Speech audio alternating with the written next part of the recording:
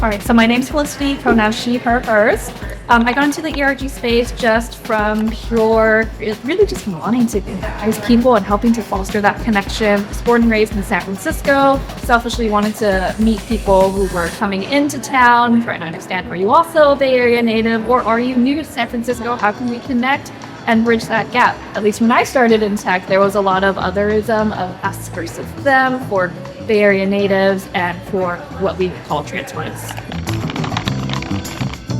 You really need folks at the top to support what you're trying to do, because we'll talk about this for real. People aren't going to listen to someone in HR or on the people team saying this is important, or listening to someone who is just an ERG lead who they've never heard from before. They'll listen to whoever their boss is, whoever actually signs up page checks and evaluates the performance reviews and sets the goals for their actual department on this is why it's important for such and such a mission. This is what I am doing. Maybe through these events you can rub elbows with some of your leadership and learn from them in a context different from your day-to-day.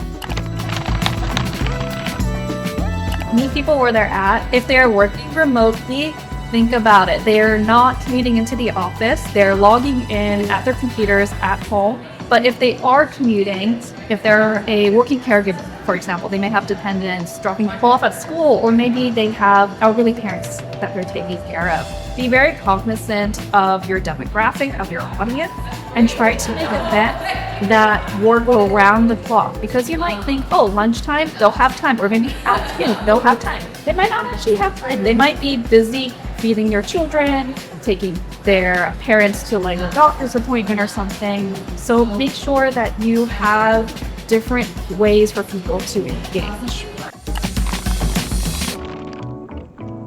Understand that not everyone's going to show up for your events. Not everyone's going to participate in your fundraising campaign or your donation campaign. It's going to have ups and downs throughout the year. That's totally fine. Again, try to give people as many options as they can to participate throughout the year. Maybe you're going to have bad numbers one month. Don't let that define your whole entire ERG strategy, right? And for those who are budget owners, be cognizant of the fact that it is an overall program throughout the entire year, and there are more metrics than just attendance of people physically or virtually showing up to space. Thank you for the work that you do. I know it is underappreciated.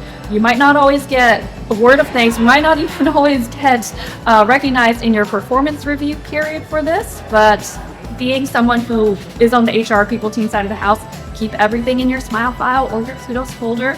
If you're tracking metrics, include those metrics. If you're not tracking metrics, start tracking metrics. Find out who you can go to get those metrics, so then you can demonstrate this is the impact of the work that you're doing, aside from people saying thank you for your work.